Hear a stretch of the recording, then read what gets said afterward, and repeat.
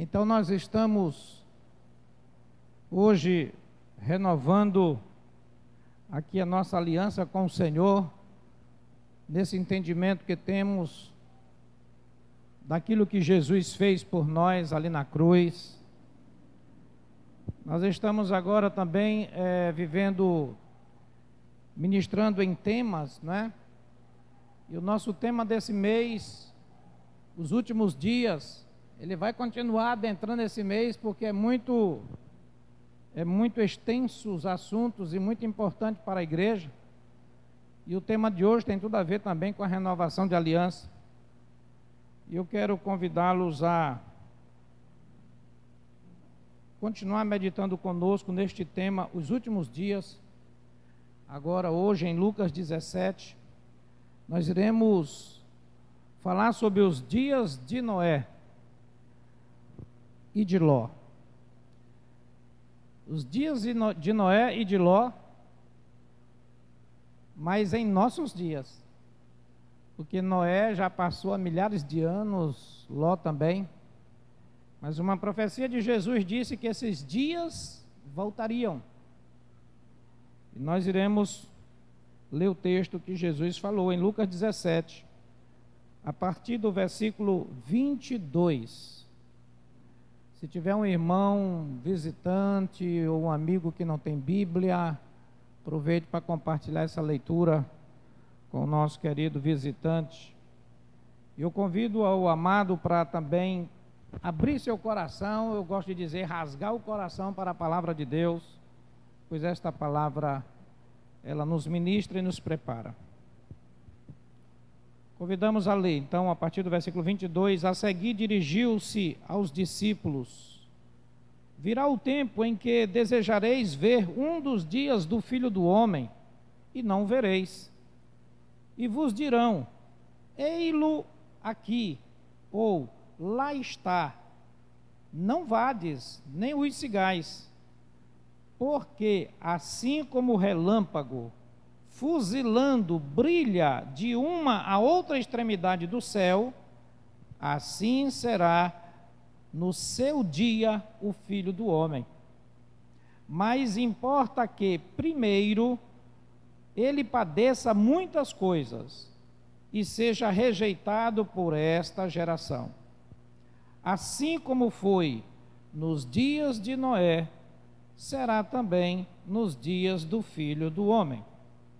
Comiam, bebiam, casavam e davam-se em casamento, até ao dia em que Noé entrou na arca e veio o dilúvio e destruiu a todos. O mesmo aconteceu nos dias de Ló. Comiam, bebiam, compravam, vendiam, plantavam e edificavam. Mas no dia em que Ló saiu de Sodoma, choveu do céu fogo e enxofre e destruiu a todos. Assim será no dia em que o Filho do Homem se manifestar. Vamos ler todo mundo junto esse último versículo, versículo 30. Assim será no dia em que o Filho do Homem se manifestar. Oremos. Pai celeste, Pai querido, Deus todo-poderoso e santo, nós te louvamos e bendizemos por tua palavra, Senhor, esta palavra que é viva e eficaz, espada cortante de dois gumes. Meu Deus, venha ministrar nossos corações, venha, Senhor, trazer revelação, Senhor, transformação, restauração, libertação, Senhor, despertamento, pois aqui fala, Senhor, da tua volta, dos últimos dias. Meu Deus, que esta palavra venha trazer consciência, entendimento, Senhor. Ó Deus, e assim, Senhor, uma inspiração para a tomada de decisão, para que assim não venha a ser pego de surpresa. Pai, abençoe, Senhor, este culto. Abençoe cada vida, cada irmão que está a ouvir esta palavra poderosa. Senhor, que esta palavra encontre guarida, Senhor, bem recebida em cada coração, meu Pai, e assim ela cumpra o seu propósito em cada coração. Meu Deus, e que assim o teu nome seja glorificado, e que assim nada venha distrair, dispersar, ou tirar o teu propósito nesta noite, para a honra e glória do teu santo nome, em nome de Jesus. Amém. Vamos aplaudir mais uma vez, glorificando ao Senhor. Podeis sentar, meus amados, momento para a meditação da palavra de Deus. Como nós falamos, estamos continuando este tema tão importante, né? E tão aplicativo, porque estamos vivendo os últimos dias. No domingo passado nós falamos sobre o anticristo, mas principalmente a preparação do anticristo, né? O caminho do anticristo, o espírito do anticristo, porque primeiro ele vai preparar o ambiente dele. Ele só se revela quando for autorizado, porque quem o detém é o Espírito Santo. Mas o caminho dele está sendo preparado há muito tempo. Na narrativa bíblica, vários textos mostram este caminho do anticristo. E este caminho do anticristo, ou o espírito do anticristo, é exatamente para levar as pessoas a colocar algo no lugar de Cristo. Nós falamos isto, porque a palavra anticristo é em lugar de Cristo, ou seja, tomar o lugar de Cristo. E são muitas coisas que são feitas para ficar no lugar de Cristo. Então ele, na palavra que lemos, diz que ele ostenta ser igual a Deus. Então ele é o filho da iniquidade. Ele é exatamente a encarnação de Satanás. Quando chegar o seu tempo, ele vai ser esta encarnação. Mas ele está fazendo uma grande preparação para poder lutar contra Deus, fazer uma guerra contra Deus e fazer com que as pessoas sejam seus seguidores.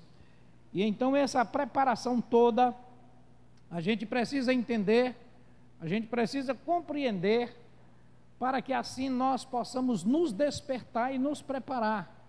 Porque, queridos, dentro da orientação bíblica, então não vai ser protegida somente as igrejas, não. Todo ser humano será, né, potencialmente uma vítima dessas ações, se não estiver em vigilância, se não estiver exatamente atento àquilo que aquelas cartas da igreja de Apocalipse falam: ouvi o que o Espírito diz à igreja. Então, quando a pessoa não ouve o que o Espírito, então ele perde algumas ministrações, e ministrações importantíssimas, e aquilo pode ser um ponto fatal para a vida do ser humano. Então é muito importante ficar atento nas revelações do Senhor. Hoje nós vamos fazer uma continuação dessa preparação, né, do anticristo. Agora Cristo falando da sua volta, né, do que estaria, qual cenário estaria acontecendo no mundo, né, nos últimos dias. Então nós vamos ver aqui, ele faz aqui uma comparação com duas épocas que voltariam como sinal e revelação da sua volta. A gente observa que quando falamos sobre o anticristo, tem tantas coisas já acontecendo a respeito desse em lugar de Cristo, em nível mundial, que isso por si só se fala, somado com os outros sinais sísmicos, né, os outros sinais como terremotos, as pestes, as epidemias, a frieza do amor, né, a frieza da fé e assim sucessivamente. Isso configura um cenário propício já para que ele pudesse estar, para se manifestar. Mas Deus, na sua soberania, tem o seu controle, tem o seu cronograma. É isso que fala lá o livro dos 7 selos, ou seja, Deus no controle da história da humanidade. Então o anticristo está detido, não pode se revelar, já pode estar em nosso meio. Quem sabe vai estar nessa reunião aí do Fórum Mundial, aonde lá vai ser o tema Reset Mundial para 2022. Então não se sabe o que vai ser tratado em 2022, o que vai acontecer, o que vem de novidade, outras catástrofes que poderão vir, mas nós temos sinais em abundância para crer, estamos nos últimos dias. Nós temos também, queridos, outras coisas que acontecem que nós não temos ciência, que nós não temos conhecimento. E é por isso que o Senhor manda a gente olhar para alguns sinais que são chaves para que a gente se prepare. Não só fique ouvindo e vendo, mas se prepare, porque é algo que vai ser muito terrível. Hoje eu estava observando em jornal, no Canadá teve uma onda de calor numa cidade, uma onda tão forte de calor, num país acostumado no gelo, lá chega a dar 40 graus abaixo de zero. E nessa região, irmãos, a temperatura subiu tanto que chegou a 50 graus, já passam dos 500 mortos só de calor. Me lembrei até do tempo que morei em Teresina, que a gente dava vontade de fritar ovo assim na frigideira, só lá no sol, né? Por causa do calor. E eu disse, ganhou. Então, como as casas lá não existe esse ar-condicionado que a gente usa aqui, eles não precisam, lá tudo é aquecedor, eles ficaram desesperados, não sabiam o que fazer, e os mais idosos começaram a morrer, não aguentaram. Já estão em 500, passaram dos 500 mortos. Os Estados Unidos também pegou essa onda de calor, também lá está tendo incêndio em Nova York, cidade lá que no máximo chega a 28 graus, já está passando dos 40 também. Japão está dando incêndio no mar. E assim, queridos, o mundo está sendo sacudido. Teve agora esses dias aí, está com 2 dias lá em casa, eu pensei, agora volta Jesus, não tem jeito. Eu lendo aqui agora, assim como o relâmpago fuzilando, sai do Oriente para o Ocidente, assim será a vinda do homem, diz, pronto, está acontecendo. Deus vai dar um trovão forte aqui para dizer que agora é a hora. Rapaz, foi um relâmpago tão forte, os irmãos viram que a cama tremeu. Foi algo assim tão forte que eu disse, é sinal. Então essas evidências mostram que nós temos motivo de sobra para entender que não há tempo mais para ficarmos só olhando, vendo e ouvindo, mas sim se preparando, se posicionando, se ajustando ao propósito de Deus. Como o Senhor fala aqui agora, nós iremos meditar nessa leitura. Essa leitura ela fala, irmãos, que a época de Noé e a época de Ló, aqui para quem é mais novo, menos conhecedor da palavra, trazendo uma rápida explicação, a época de Noé foi uma época de juízo. Deus julgou aquela geração de Sete por transgredir, por ficar numa desobediência e esquecer de Deus. Simplesmente aquela geração, eles deixaram Deus de lado, não se basearam tipo nos princípios de Noé, de Sete, né, o seu pai, e assim os demais anteriores a ele, resolveram, decidiram, escolheram viver uma vida dissoluta somente para fazer aquelas coisas, como ele disse aqui, comiam, bebiam, compravam, vendiam, e não há nenhuma menção de Deus, que oravam, que louvavam, que buscavam a Deus, só o mundo natural. Então, além disso, a corrupção do gênero humano, a qual o Senhor apresenta a Noé como motivo para livrar, dar um exemplo à humanidade, não é? De que Deus está no controle para julgar e trazer o homem a se posicionar e lembrar que há um Deus criador sobre todas as coisas. Então Noé, fazendo aquela arca, levou um tempo enorme, 120 anos, e assim ninguém aceitou aquela pregação. E então Noé e sua família entraram na arca, aconteceu o dilúvio, houve então o julgamento de Deus sobre aquela geração ímpia. E então depois, 400 anos depois, vem então a geração de Ló. A geração de Ló, uma geração também, apenas agora contextualizada em 2 cidades, Sodoma e Gomorra, não descendentes de Ló, a geração que Ló vivia. Já uma geração mais complicada ainda, já no nível de perversão moral muito grande. E Deus destruiu também, julgou aquela cidade, tirou Ló, né, que estava debaixo inclusive de intercessão de Abraão, sobrinho de Abraão, e infelizmente a mulher de Ló ficou com saudade, não ouviu a voz do anjo ao dizer, não olhe para trás, quando você ouviu o juízo, não olhe para trás, e aquela mulher olhou para trás, então escapou somente Ló e suas 2 filhas, e aquela mulher, ela simboliza todo, mais na frente dessa leitura que vai dizer isso, Lembrai-vos da mulher de Ló, o Senhor mostrando, não olhem para trás, não fique com saudade daquilo que Deus repudia, daquilo que Deus abomina. Então, Deus ele julgou também aquela cidade. Queridos, a princípio eu quero fazer aqui dois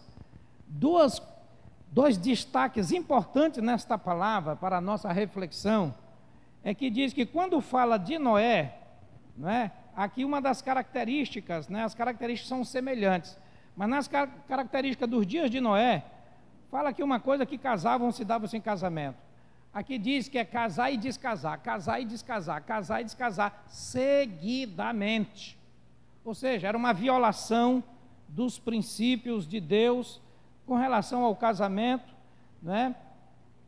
E isso tudo até o dia em que Noé entrou na arca. Então veio o dilúvio e destruiu a todos. Eu quero destacar aqui essas características e a expressão até o dia que Noé entra na arca. Então aqui há uma figura também, não é? Porque a arca a gente fala também sempre que isso aqui é uma figura da salvação, do que a igreja está fazendo, pregando o evangelho, falando da salvação da alma, do sacrifício de Jesus Cristo, né? Então as igrejas têm esta missão de apresentar que há uma saída para a dominação do pecado. Mas, por outro lado, a pregação de Noé ficou antiquada, naquela geração já, ficou uma coisa corriqueira, ficou algo assim que o pessoal disse, tem necessidade nenhuma da gente entender isso ou seguir esta orientação. Eles ficaram mesmo fazendo essas rotinas, comiam, bebiam, casavam, descasavam, casavam, descasavam de novo, casavam, descasavam, casavam, descasavam, né? E assim até o dia que então a palavra se cumpriu. E Noé entra na arca e veio o julgamento. Comparando com o de Ló, da mesma coisa, já só numa cidade, o juízo na geração de Noé foi universal em toda a terra. Naquela época, as estatísticas falam que havia apenas só 6 milhões de habitantes em toda a terra, não é? Então, 6 milhões de habitantes ali foram julgados por Deus, somente salvos 8 pessoas, a família de Noé. 400 anos depois, vem a catástrofe sobre Sodoma e Gomorra, aquela cidade tão pervertida. Depois de um juízo que tinha acontecido, as pessoas que foram ali, né, sendo gerado novamente, descendentes, agora tudo foi um reset que Deus fez, vamos dizer assim, um recomeço. Agora, através de Sem, Cão e Jafé, a descendência de Noé, toda a genealogia hoje humana está nessas 3 raízes genealógicas. Então, começa tudo de novo, e ali com tudo para dar uma direção melhor no que diz respeito à vida com Deus, à espiritualidade, etc. Mas 400 anos depois volta em uma região, não mais em nível universal, mas em uma região, uma catástrofe semelhante. Exatamente onde estava um servo de Deus, um filho de patriarca, aliás, um sobrinho de patriarca, Ló, homem justo, e que ali ele sofria com as opressões daquela cidade pervertida, moralmente falando. Até que o Senhor agora faz também a mesma coisa, né? Julga aquela cidade que também tem essas características, até o dia em que Ló saiu de Sodoma. Aqui já saiu de Sodoma. Diz lá que até o dia que Noé entrou na arca. Aqui agora até o dia em que Ló saiu de Sodoma. E outra característica, choveu, mas foi do céu fogo e enxofre, e destruiu a todos. Irmão, nós temos esses 2 emblemas. Noé entra na arca e vem um juízo. Ló sai de Sodoma e vem um juízo diferente. Aqui nessa figura, primeiro de Noé, é a figura da igreja. Então, se nós colocarmos aqui a palavra a igreja no lugar do nome Noé, e a igreja, só para fazer uma comparação, e a igreja no lugar do nome Ló, vocês vão ver que o sentido fica muito mais fácil de você entender. No versículo 27, diz assim, comiam, bebiam, casavam e davam-se em casamento, até o dia em que a igreja entrou na arca. A igreja entrou na arca. Aí você vai ver o outro sentido, no 29. Mas no dia em que Ló saiu de Sodoma, aí você bota assim, mas no dia em que a igreja saiu de Sodoma, choveu do céu fogo e enxofre. Então, meus amados, primeiro, a igreja será arrebatada. A igreja vai estar com Cristo na glória. Esta é a arca que a igreja vai viver. Então, a arca hoje está sendo pregada assim, claro, porque comparando como figura, cabe a gente falar que a igreja, o evangelho, estamos pregando para a salvação. Sim, mas aqui Jesus está comparando com a sua chegada. Ele está comparando com o juízo que vem após a sua vinda. Então aqui é a retirada da igreja, ela entra na arca. A arca, queridos, aqui é uma simbologia positiva, maravilhosa, para onde a igreja vai. E a outra de Ló é de onde a igreja sai e o que fica como resultado deste lugar. Para onde a igreja vai esta arca? Para os irmãos terem uma ideia, a arca da aliança, a arca que era usada na velha aliança, esse instrumento que também era um símbolo da presença de Deus, que o exército, os levitas, os sacerdotes usavam nos momentos de batalha, e assim os exércitos inimigos eram destruídos por causa da presença do Senhor naquela arca. Mas sabe o que é que caracterizava aquela arca como presença de Deus? Sabe o que caracterizava aquela arca? Porque naquela arca tinha 3 elementos proféticos que Deus ordenou que colocassem dentro daquela arca. Lá estavam as tábuas da lei. Diga comigo, as tábuas da lei. Lá estava também um vaso de ouro com o maná do deserto durante 40 anos que deu a sustentação ao povo de Israel. E lá também estava o cetro, o cajado de Arão, quando floresceu. E ali estavam dentro daquela arca, e eram esses 3 elementos que Deus mandou colocar dentro da arca, e aquilo era símbolo da ação, da providência, do poder, da soberania e da glória de Deus. Nenhum desses elementos foram reproduzidos na terra, porque as tábuas de pedra foram escritas pelo dedo de Deus. O maná foi enviado dos céus e ficou num pote de ouro para ficar ali armazenado dentro da arca. Durante 40 anos, cada dia vinha maná, falando do nosso devocional, falando de que nós precisamos a cada dia ter a sustentação do Senhor em nossa vida, que não podemos negligenciar esse dia com o Senhor, de renovar a nossa fé, nosso amor, nossa aliança, nossa adoração ao Senhor a cada dia. Durante 40 anos ele coloca, porque este elemento também veio do céu, foi providência, foi sustentação, e tinha a vara de Arão. Queridos, muito interessante, essa palavra vara, mate, no original, é a mesma palavra para cajado de pastor, para cetro de rei, e ali usado como a vara que ele usava, que foi a vara que veio do tempo de Moisés, quando Moisés quis se acovardar do chamado de Deus, e ele não queria, ele teve medo, ele se sentia gago, e ele ficou com medo de assumir aquele chamado. Então ele disse: que é que tu tens na mão, Moisés? Eu tenho esta vara, porque ele era pastor lá de Jetro, seu sogro, e aquela vara era para espantar os malfeitores, né, os inimigos daquele rebanho. Então aquela vara era aquele instrumento. Mas quando ele perguntou: o que é isso, Moisés? Então Moisés disse: essa vara que eu tenho. Ele disse: lança ela no chão. E aí aquela vara se transformou numa serpente.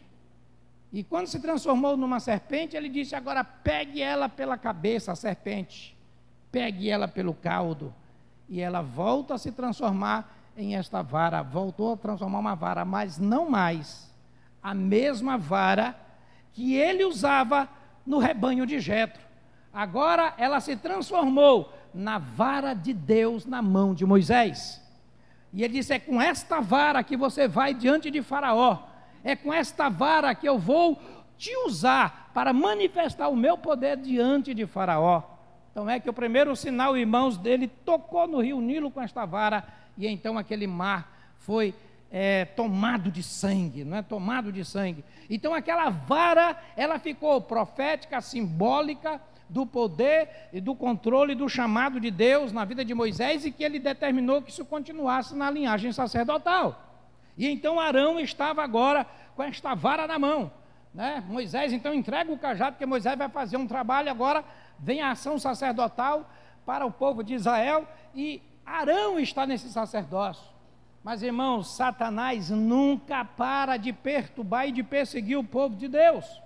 Então, em um determinado momento, começaram a questionar a autoridade de Moisés e questionar a autoridade de Arão, o sumo sacerdote, aquele que também Deus o separou para aquele serviço sacerdotal.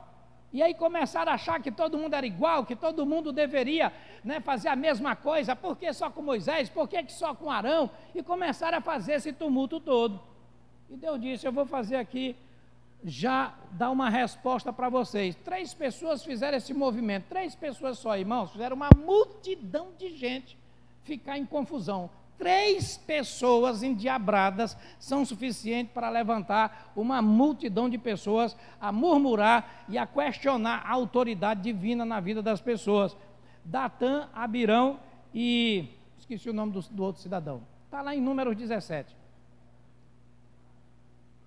Corá, isso. Então, meus queridos, quando eles começaram a fazer aquilo tudo, eu disse: cada um representante escolhido por cada tribo, escolha uma vara e bote o nome da pessoa que você quiser, que você achar que represente aquela tribo, coloque nesta vara, tragam no meu altar, tragam no tabernáculo, coloque aqui no tabernáculo. Aí todo mundo fez isso num dia, cada tribo com aquele nome naquela vara, 12 varas, 12 representantes, queridos, e estava Arão com a sua vara pela tribo de Levi. Então ficaram lá um dia no tabernáculo, e então no dia seguinte, quando o povo veio, a vara de Arão tinha florescido, uma vara tinha florescido, inclusive tinha dado amêndoas, e as outras varas tinham se secado. Então ali o Senhor repreendeu toda a nação e disse que Ele é que dava a autoridade, o chamado e a unção para quem Ele chamou. E esse fato ficou como um fato profético, e que Ele mandou que esta vara ficasse dentro da aliança, dentro da arca da aliança, para memória de toda aquela nação, em todo o tempo que a arca pôde funcionar em Israel. Todo o tempo era com esses 3 elementos: as tábuas da lei, o maná, também vindo do céu, e agora também a vara que floresceu, mostrando todos os elementos que tem providência e que tem exatamente a ação de Deus. Então a arca, queridos, ela é uma simbologia de uma ação de Deus para trazer exatamente a sua manifestação. A igreja diz aqui, até o dia que Noé entra na arca, até o dia que a igreja vai entrar nesta arca. Então a igreja está pregando, a igreja está fazendo o seu trabalho, ministros do Senhor estão trabalhando, uns trabalhando errado, outros trabalhando certo, mas a igreja está fazendo o seu papel, a igreja de Cristo está cumprindo o seu papel, até o dia que a igreja vai entrar na arca. Meu querido, você foi chamado para entrar na arca, a arca lá na glória de Deus, nesta arca onde não vai estar mais, não é mais só o maná, não é mais a tábua da lei, mas aquele que escreveu a própria tábua da lei, onde você vai ver os anjos de Deus que protegiam o povo de Deus nas batalhas, e ali nós poderemos ver face a face a palavra profética se cumprindo, quando a igreja for tirada desta terra, quando ela entrar na arca da presença do Senhor. Amém? Mas por outro lado também diz que esta igreja, quando comparando a Ló, quando ela sai, vem exatamente um juízo muito forte de Deus. E aqui já mostra como sendo com fogo e enxofre. Fogo e enxofre são exatamente os elementos simbólicos da condenação eterna, aonde o Senhor diz que o lago de fogo, não é, vai ser inaugurado com o anticristo e o falso profeta, porque Deus nos chama para a salvação, Deus usa o evangelho da pregação, né, para ser pregado, para trazer a salvação ao homem, para que ele não vá na direção das influências demoníacas, aonde o inimigo vai parar com todos os seus demônios que já foram julgados. E lá diz que é lago de fogo. É fogo e enxofre, aonde está nesse lugar. E Deus julgou com os mesmos elementos que estão na condenação. Isso foi fato real. Não é apenas um símbolo como no Apocalipse. Não, aqui foi real. Foi consumido por fogo e enxofre, que caiu do céu e consumiu a todos. Inclusive a marca desse juízo de Deus nessa região. Até os dias de hoje.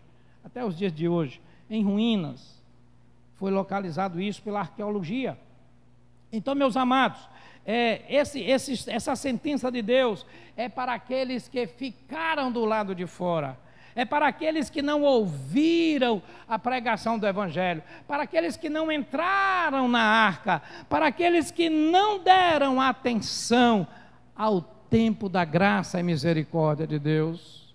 Deus tem um tempo de graça preveniente, um tempo de graça que revela, sabe o quê? A sua bondade, o seu amor, a sua misericórdia para com o homem, que muitas das vezes está andando dissolutamente, mas Deus chama, vem, eu quero mudar a tua história, eu quero mudar a tua vida, eu quero transformar teu coração, eu quero tirar você das prisões, das cadeias que foram plantadas na sua vida.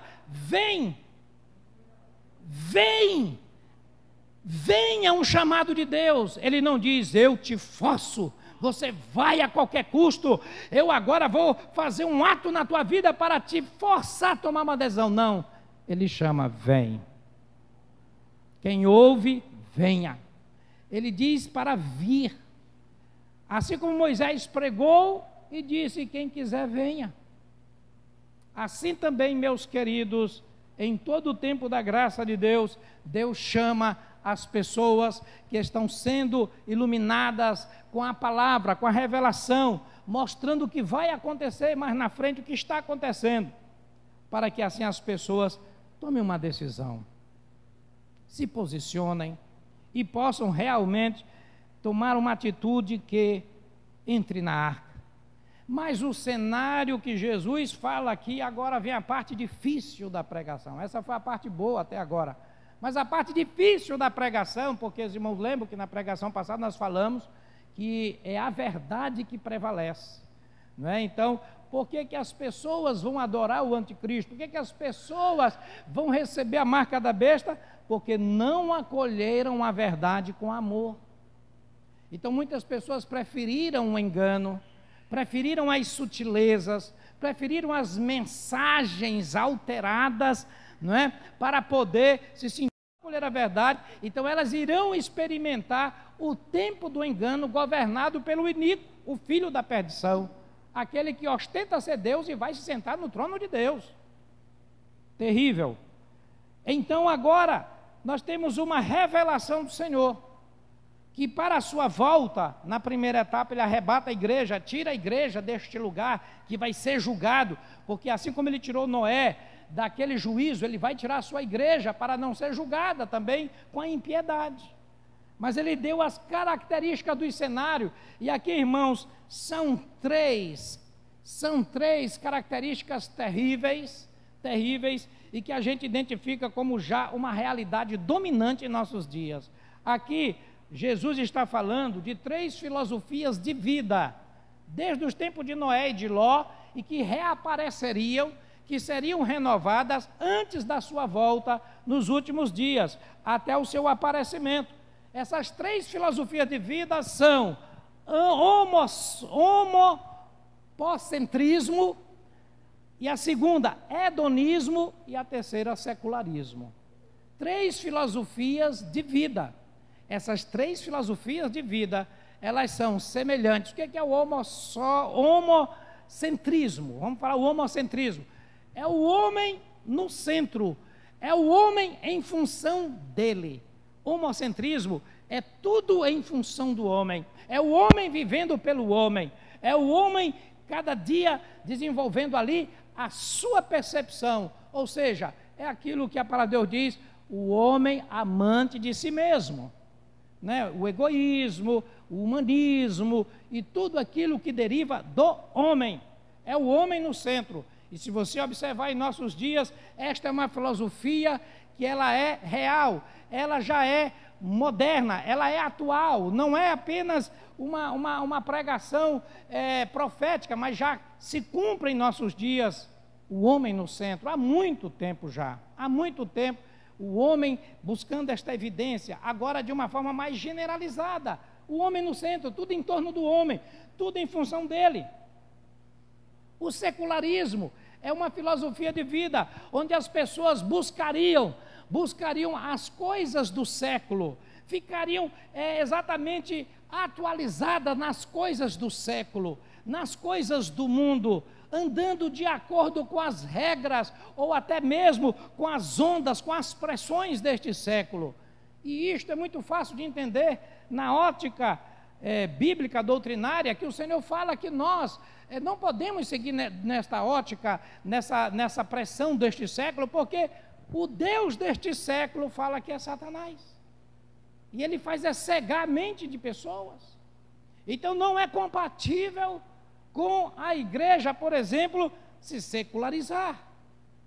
Uma vida cristã, por exemplo, viver no secularismo, sobrecarregada de tantas coisas, sem nenhum tempo para Deus, como aqui a gente viu nos dias de Noé, nos dias de Ló, não há menção de Deus, não há menção de um louvor, de uma adoração, de uma busca ao Senhor, não há menção, porque no período do secularismo, do homocentrismo, que é o homem no centro, o homem por estar no centro, ele vai buscar tudo em favor dele, vem o materialismo, vem então a sobrecarga de muitas coisas, e o homem cada dia fazendo, plantando, semeando, comendo, buscando, e tudo em torno dele, tudo por ele, tudo para ele, tudo da vontade dele, do pensamento dele. Por isso que diz que eles plantavam, edificavam tudo, não há sequer uma menção de Deus, não é Deus permitiu, Deus falou, Deus assim fez, não, tudo era eles. E aí chega no ponto de, com relação à família que Deus cria, não, agora a gente desfaz, a gente faz de novo, a gente desfaz, a gente faz de novo, porque era o homem no centro, era o homem no secularismo, era o homem buscando a sua forma de viver, o seu estilo de vida. Uma filosofia de vida desta maneira. Sinais que voltaram como um sinal forte da volta e manifestação de Jesus. Queridos, eu deixei por último o hedonismo, que esta é a praga mais terrível, que culminou no juízo de Deus, tanto para os dias de Noé, como para os dias de Ló, e para os dias também que virão quando a igreja for tirada desta terra. Sabe o que é o hedonismo? Você vai ver depois isso no dicionário, você vai procurar até o significado da palavra, que é uma palavra grega, que significa a busca do prazer, viver em função do prazer. E esse viver em função do prazer é as pessoas buscando o seu próprio prazer, é aquilo que ele diz do tempo de Ló e de Noé. Comiam, bebiam, casavam, descasavam, plantavam, compravam, vendiam, edificavam, tudo eles faziam. E quando chega na geração de Ló, os irmãos que já entendem mais, sabem que o de Ló, além de desenvolver o prazer natural, um prazer moralmente correto, um prazer até correto, mas eles desenvolveram outras formas de prazeres, que é o prazer pervertido. É o prazer que passou dos limites. Então essa foi a geração de Ló, o juízo da cidade de Ló. Então a geração que antecede, que são dos dias de Jesus, da volta de Cristo, é uma geração que estará tomada, irmão, só pelos prazeres, que está estimulada só nos prazeres, só nas vontades, nos desejos, nas concupiscências. E hoje a gente observa que esse hedonismo, que é o que Jesus está citando aqui, você observa nas mídias, nas redes sociais, como isso é uma praga que é estimulada, que virou corriqueira, que é normal. As pessoas estão convivendo com isso, como Ló convivia com a perversão dia e noite na sua cidade, com temor a Deus. A Bíblia diz que Ló era justo e piedoso, mas ao redor dele, pela sua escolha de ir para uma região dessa, ele então vivia sufocado, oprimido, aquele homem devia sofrer demais.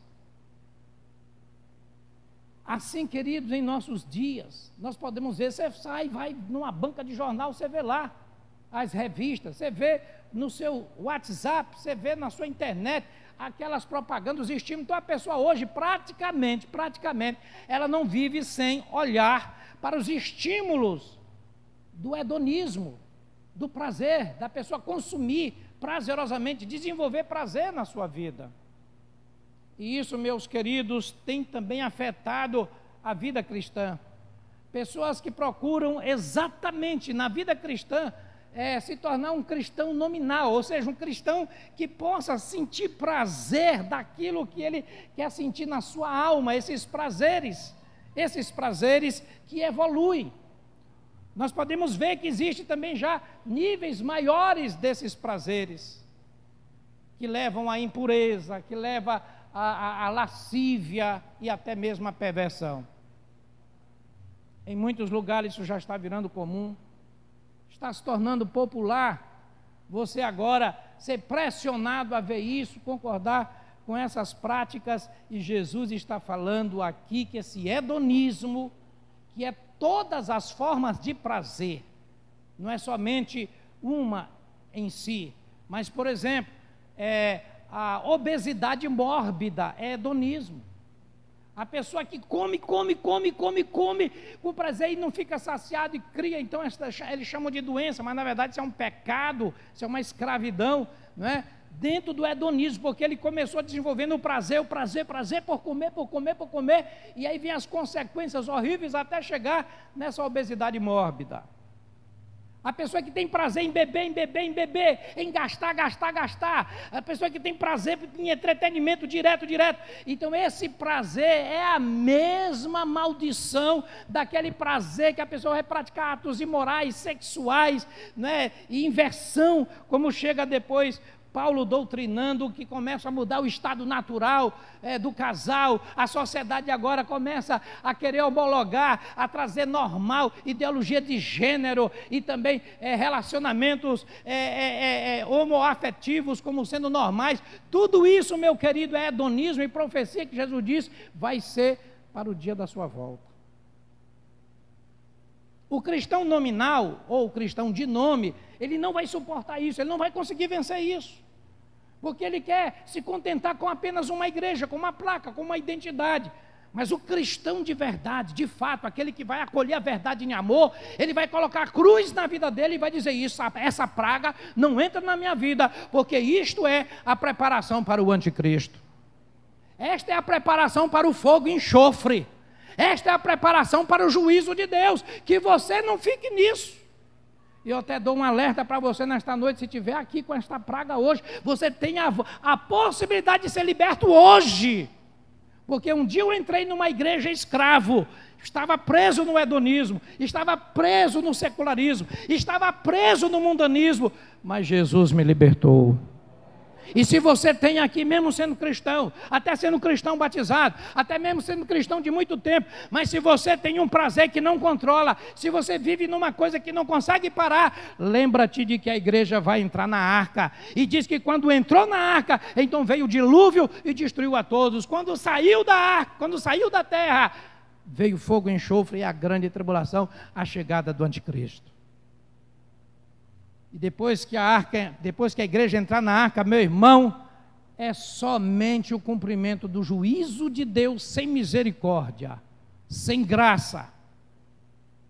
Então, tudo que está na palavra profética tem a parte que nós vivemos agora de opressão, não é para nós, mas é uma opressão que tem graça de Deus, para que a gente possa, com toda a opressão, como vivia o Ló, a gente consegue se libertar em Cristo. Jesus está salvando, Jesus está transformando, mas o mundo que está exatamente aí controlado por Satanás, o Deus deste século, está pressionando de tal maneira, entrando por cada brecha, até pela fechadura da porta das casas, para entrar o hedonismo, para entrar a pessoa ficar dissoluta, a pessoa fazer as coisas de uma forma, tudo pela carne. Tudo pela carne. Paulo ele chega a dizer para as suas igrejas, diversas cartas, sempre ele estava falando sobre isso, sobre o hedonismo, não nesta palavra, mas dizendo, note as pessoas que têm essas práticas, que apenas olham para o seu ventre e para a sua carne, porque elas tiraram a cruz de Cristo, são inimigos da cruz de Cristo. Então naquela época, 2000 anos atrás, isso a igreja ela não admitia. Era muito recente a ação de Deus de transformação. Noé, depois do juízo, a humanidade ficou 400 anos em santificação, até vir a praga de Sodoma, até vir o juízo de Sodoma. Então, meus amados, o que acontece é que o Satanás que agiu na geração de Noé, agiu na de Ló, agiu no tempo de Jesus, na perseguição da igreja, em tempos atuais ele está agindo do mesmo jeito, com mais ferocidade, porque agora a coisa está globalizada. Em tempos atrás não havia uma internet, não havia um sistema online para divulgar os pecados simultaneamente, as pessoas se inspirarem uma nas outras, não, era só o que um via do outro, ao alcance da vista, ao alcance do ouvido. Agora não, é o alcance dos dedos, é onde seu dedo chega, e a velocidade está sendo grande. Rapidamente você chama um programa, você entra numa mídia, rapidamente você tem acesso à informação, e aí você começa a entender, mas isso aqui é que é o correto, isso aqui que é o comum. Irmãos, uma das táticas de Satanás é fazer esta pregação, é fazer esta mensagem, esta narrativa ser antiquada aos ouvidos. Aí a pessoa vai saber o quanto que ela está contaminada. Quando você compartilhar uma mensagem dessa com alguém, não, isso, e ele sentir aquele impacto, sabe que é o peso da contaminação do hedonismo. Se você estiver tendo agora dificuldade para saber, para poder exatamente receber esta palavra, saiba que você está dentro dessa influência de hedonismo terrível. A maior astúcia que leva exatamente à apostasia e a preparação para receber o anticristo com todo aplauso. Então é que o Senhor diz aqui que depois disso vem a manifestação dele e haverá exatamente a destruição, o juízo de Deus. Juízo de Deus. Então nesses dias finais, nós precisamos saber o que é cristão. Saber o que é ser um cristão. Hoje cristão está muito difícil de você dizer o que é um cristão. Peraí, mas tem um cristão católico, tem um cristão evangélico, tem um cristão gospel, tem um cristão que é regular, tem um cristão que ele não é praticante, tem um praticante. Meu Deus do céu! Eu vou dar uma palavra fácil para você: cristão de verdade. Tem um cristão de verdade. Sabe qual é o cristão de verdade? É aquele que ouve a palavra e a usa como regra de fé e prática. Quando você sente que, na verdade, a cruz de Cristo na tua vida, aonde há separação entre o santo e o profano, entre a carne e o espírito, esse é o cristão de verdade. Cristão de verdade não é aquele que anda conforme a maioria diz, ou conforme a maioria quer, ou conforme três, Nadab, Abirão, Abiú e outros mais, mas sim como diz a palavra de Deus. Se você tem um prazer incontrolado, você está debaixo da influência de hedonismo. Não, pastor, mas eu não tenho pecado de adultério na minha vida. Você não tem esse nível de hedonismo. Mas se você não controla, não tem domínio próprio em prazeres, em concupiscências, você está dentro da prática do hedonismo.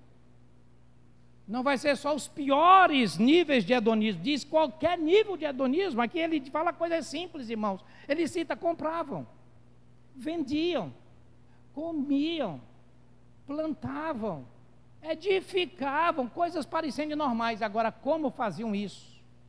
A intenção, não é? E no outro dizia: casavam-se, davam-se e descasavam-se. Porque o sentido é descasar, porque é o seguinte: ele casava, terminava o casamento, se dava em casamento, ou seja, se colocava agora disponível. Quem dizia: está disponível, não é? Então davam-se em casamento. A expressão é bem ortodoxa, por isso, traduzindo para a nossa compreensão, casavam, descasavam, se casavam de novo, descasavam, se casavam de novo, e era um ato seguido. A palavra aqui é contínua, entendeu? Não era uma questão fatalidade, morreu não, era um ato contínuo, virou uma regra completamente em contrariedade às Sagradas Escrituras. Irmãos, o maior compêndio doutrinário que nós temos 2 compêndios doutrinários na Bíblia para você, de uma forma simples,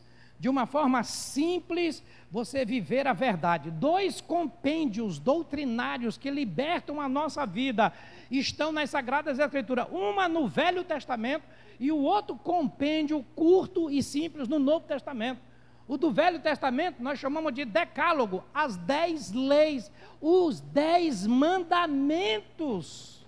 Lá em Êxodo 20, se você pegar este compêndio, Jesus repete as suas doutrinas, os apóstolos, no Novo Testamento, de uma forma aplicada, de uma forma mesmo atualizada, mas mantendo o mesmo princípio, como amar a Deus sobre todas as coisas, e etc. Honrar a Deus, adorar a Deus, e assim vai, a honra, e etc. E assim vai, os 10 mandamentos. E no Novo Testamento nós temos a Didaquê, o sermão da montanha que Jesus pregou. Apenas 3 capítulos. Então, se você quer viver nesta verdade, você se dedique a ler e meditar. Êxodo não é nem o capítulo 20 todo, são apenas alguns versículos. Temos 10 mandamentos que foram exatamente inspiração para as constituições universais de toda a terra. E nós temos a Didaquê, que é exatamente: eu edificarei a minha igreja.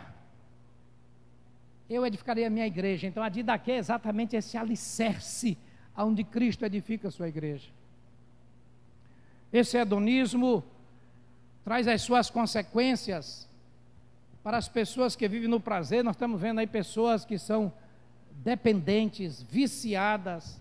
Estamos vendo aí, irmãos, a violência nos lares, violências físicas, verbais, crianças sendo afetadas, estupros e tantas coisas mais, tudo por conta desse hedonismo.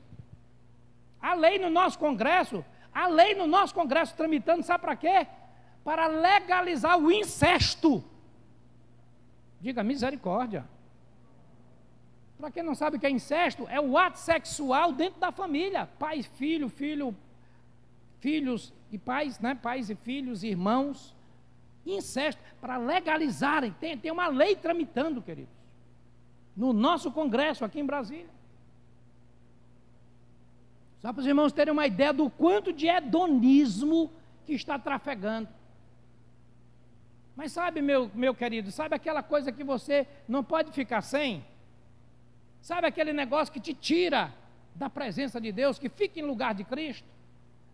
Que você não consegue viver sem aquilo? Hedonismo. São prazeres. Hoje a humanidade é desenvolvida, ela é estimulada ao prazer. É o prazer. Essa é a tônica que você vai ouvir. Qual é a visão da igreja, de Cristo, aquela que entra na arca, a igreja que vai entrar na arca? Sabe qual é? É que você vai viver uma vida aqui separado, como Noé viveu separado na construção, como Ló sofreu aquela situação todinha, mas ele não se contaminou.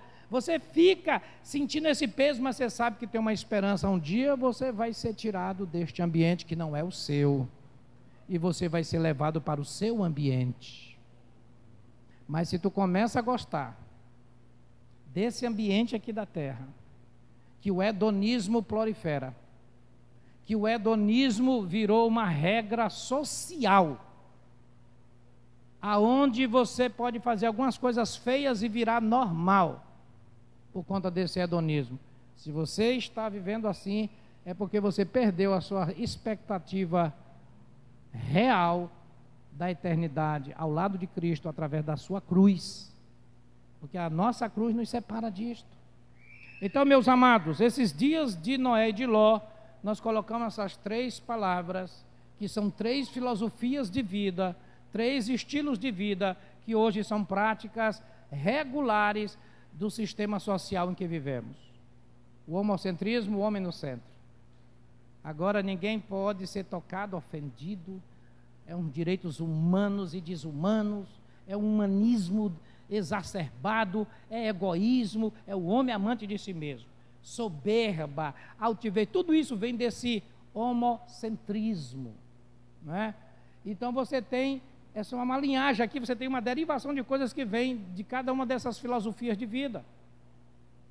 Do secularismo, meu Deus do céu, Mundialmente você está vendo lugares que para trabalhar é 18 horas trabalhando, ininterrupto. Meu Jesus! Que nível, que visão de vida uma pessoa dessa tem? Desobedecendo de novo o compêndio que Deus nos dá no Velho Testamento, que tem que ter um dia para descanso. Sem descanso, comprometendo a alma, tudo em função de um materialismo desenfreado, porque não quer ter uma vida mais simples, uma vida que possa ter mais contentamento, mas agora é tudo pelo ter, pelo consumismo. Compravam, vendiam, plantavam. Aqui é de uma forma, irmãos, mostrando a forma da carne em buscar o ter. Então o secularismo leva a pessoa a um desequilíbrio. Hoje nós vemos estresse, depressão, consequência dessas coisas todas. Hospitais, o mundo cheio de farmácia, e quanto mais farmácia tem, mais doente aparece. Estão ficando tudo sem controle, porque o problema não é só físico. O problema está na alma, no espírito. Como você consegue enxergar os verdadeiros valores que nos foi deixado, que nos foi dado? Qual é o valor que você, de fato, dá valor? Qual é o seu valor? Qual é a tua prioridade de valor? Qual é a tua visão de valor? O que você valoriza? Você valoriza o status? Você valoriza simplesmente porque você tem uma condição maior em relação aos outros? É isso que você está buscando? Uma comparação porque alguém tem? Paulo diz, irmãos, uma palavra muito importante para nós, igreja, que ele diz o seguinte: eu aprendi a me contentar em todos os momentos, a ter de tudo e a não ter nada. O servo de Deus é assim: quando você está abençoado, que você adquire alguma coisa honestamente, porque tem muita gente, irmãos, tem condições, mas não é de forma honesta. Não se compare com pessoas que você não sabe nem como foi que aquilo foi adquirido. Principalmente em nosso Brasil, um país conhecido pela corrupção. Corrupção que chega até na rua. Para não pegar uma multa de trânsito, pega aqui uma propina, não me deixa. Tudo para se livrar de uma disciplina pelo seu erro. Você errou, pague pelo seu erro. Isso é cruz de Cristo. Não, olha, eu te dou aqui um negócio e tal. Corrupção. Não, mas corrupto é só o cara lá do Congresso. Não. A corrupção começa no seu estilo de vida. Achou uma caneta, não é sua, você leva para casa. Pega uma coisa emprestada, não devolve. Corrupção. Chega no trabalho, aparece uma oportunidade, olha, tu vai ganhar uma comissão maior, basta tu fazer isso aqui, ninguém tá, coisinha simples, coisinha normal. Aí a pessoa vai e faz, não sabendo que os olhos de Deus tudo vê. Então não é você ter, é como você tem. Eu prefiro não ter do que ter, irmãos, de forma desonesta ou enganando pessoas. Foi por isso que eu saí deste mundo. E hoje eu vivo no reino de Deus. Porque quem vive no reino de Deus tem que sair do mundo. Tem que sair do mundo. Eu vou entrar na arca. A arca vai ser levada lá na glória. Então, a gente tem que sair daqui. Por que eu vou me comparar com este mundo? Por que você vai se comparar com os ditames deste mundo? Não tem condição de um cristão de verdade, não nominal, o cristão de nome, não nominal, mas o cristão autêntico, o cristão de verdade, não aceita uma coisa dessa. Aí Paulo diz, mas você é o seu ventre. Ventre é uma simbologia lá na Bíblia, não é o ventre estômago. Ventre é um termo lá, que do grego, a origem da palavra é desejo. Então, tudo que eles olham, o seu Deus é o ventre, o seu Deus é o desejo, é hedonismo. Está lá em Filipenses, está em Romanos, ele fala em várias cartas essa mesma palavra. O Deus dele é o ventre. Hedonismo, desejo. Controle mais o que você come.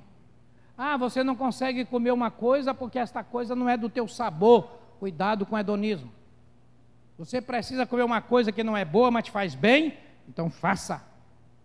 Mas eu só como aquilo que eu tenho prazer. Eu só como aquilo que me dá prazer. Eu só faço aquilo que me dá prazer. Hedonismo.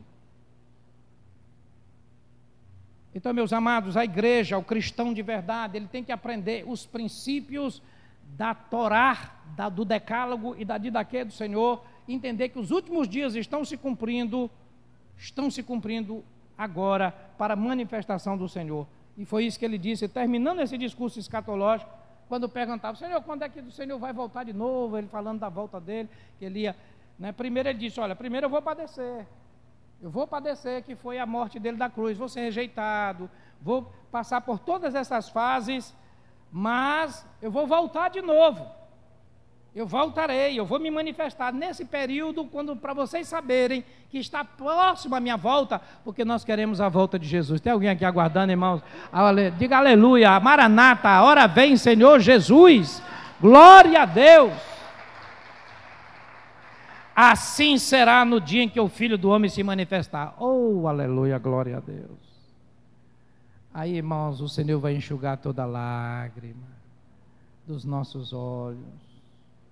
Se você não conseguiu ter aquele emprego dos teus sonhos, ore para que Deus lhe dê, né? Você pode ter, a fé, ela traz muita coisa, mas se você não, nem todo mundo vai conseguir ficar no nível que gostaria, mas você tem coisas grandiosas te aguardando, que não precisa comprometer tua salvação, tua santidade, porque você não está tendo um grande emprego na sua vida, porque você não tem um carro zero tão bonito, que você não precisa você comprometer a tua salvação por conta de um carro, de uma casa, de um emprego de salário alto. Não vale a pena, não vale a pena, porque o maior salário que nós vamos ter é aquele que Jesus vai nos dar lá na glória, o galardão, as medalhas, as compensações. Louvado e glorificado seja o nome do Senhor. Eu sou grato a Deus por aquilo que Ele fez e já estou contente, e o mais que Ele faz para mim é só bondade e acréscimo, porque eu só merecia mesmo essa salvação. Não merecia, aliás, eu precisava mesmo da salvação, mas além da salvação o Senhor nos dá muitas outras coisas, porque Ele é bom. Mas eu tenho que aceitar o tempo de Deus, a vontade dEle para a minha vida, e é isso que eu vou encerrar com vocês, falando disso. Porque aqui, meus queridos, eu tenho que ter esse entendimento, que nós estamos aqui ministrando com a igreja nesses dias. O que o Espírito Santo fala com a igreja é sobre os dias que nós estamos agora. Você prefere viver de uma forma bem alargada com tudo, e depois não conseguir entrar na arca, não subir nesta arca lá, e ficar aqui junto com esse mundo que vai ser julgado? Ou você prefere passar até um pouco mais de algumas privações, mas contando que você esteja garantido lá na glória? O que você prefere? O hedonismo vai dizer, não, procure viver o seu melhor, a sua qualidade tem que subir, você precisa fazer tudo que você quer. Teve um líder aí, eu não digo nem de pastor, porque eu não tenho uma pessoa dessa, nem um pastor, mas diz o seguinte, olha, que eu digo para você, você pode fazer o que você quiser, porque Deus é amor. Olha a pregação, né, irmãos? Se ele ler lá em Hebreus capítulo 5, ele vai ver que o amor de Deus corrige, disciplina, porque ele trata assim filhos.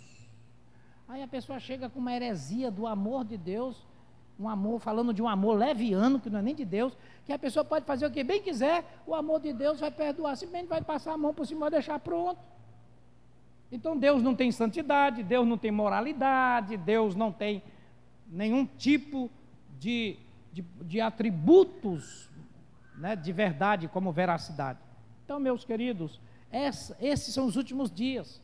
Você vai ser aí estimulado, a seguir ondas, a seguir desejos, a seguir, sabe, aquelas coisas intuitivamente, opiniões pessoais. Isso tudo vai ter um preço a pagar no final. O Senhor deixou na sua palavra dias de Noé, dias de Ló, homocentrismo, hedonismo, secularismo, as três coisas que ele menciona aqui, e ele repete depois, no 21:34, secularismo de novo. Paulo, Deus desse século, está cegando o entendimento. Então, nós precisamos viver, andar com discernimento. Fecho, quero que você, só para a gente fechar, que combate tudo isso que nós falamos, combate tudo isso para nos deixar pronto para a volta de Cristo. Romanos capítulo 12. muito conhecido na palavra de Deus e combate tudo isso. Versículo 1 e 2 somente. Didaquê, aquilo que nós falamos, didaquê, Paulo falando da didaquê. Rogo-vos, pois, irmãos, pelas misericórdias de Deus, que apresenteis o vosso corpo em sacrifício vivo, santo e, o que, amados? Agradável a Deus, que é o vosso culto racional. Não vos conformeis com este século, mas transformai-vos pela renovação da vossa mente, para que experimenteis qual seja a boa, agradável e perfeita vontade de Deus. Amém?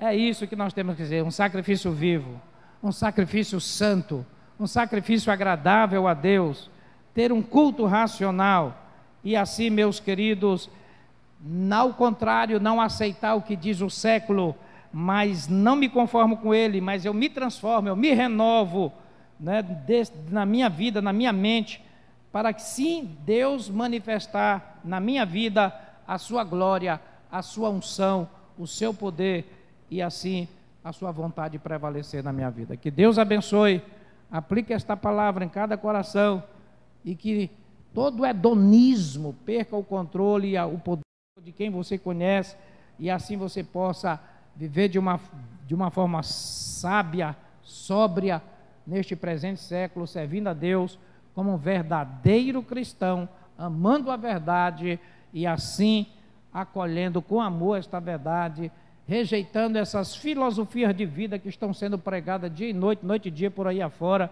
Aonde você andar, você vai ver essa filosofia de vida sendo estimulada, lá na sua escola, lá no seu trabalho. Pessoas vão te dizer, vão te chamar de antiquadro, vão te chamar de pessoas fora do tempo. Receba como elogio, porque é melhor ser um antiquado salvo do que ser um atualizado condenado. Um antiquado salvo vai desfrutar da glória do Senhor, mas um atualizado condenado, meu irmão, é fogo e enxofre para toda a eternidade. Não aceite isso. Tenha personalidade, é isso que o Senhor pede, para merecer a graça de Deus. Tenha personalidade e saiba escolher conforme a boa, perfeita e agradável vontade de Deus. Amém? Vamos ficar de pé neste momento, agradecer a Deus por esta porção desta palavra que nos ajuda a viver mais liberto e assim darmos continuidade à ceia do Senhor, que fala da nossa renovação de aliança. Pai, obrigado, Senhor, por esta palavra ministrada em nossa vida. Senhor, que assim cada vida aqui, Senhor, possa, ó Deus, receber com amor esta palavra, Senhor, verdadeira. E assim, meu Pai, na Tua volta, Senhor, o Senhor então nos encontre, meu Pai, preparados, livre destas influências dos dias de Ló e de Noé, para que assim possamos, Senhor, viver conforme a Tua perfeita vontade. Obrigado, meu Deus, quebra todo tipo, Senhor, de influência negativa, que o Teu Espírito produza em nós o verdadeiro prazer na Tua lei, na Tua palavra, no Teu reino, pelas Tuas coisas, Senhor, e assim possamos viver cada dia mais para Ti, porque sabemos que eternamente estaremos contigo. Nós te agradecemos, te bendizemos, em nome de Jesus. Amém, amém.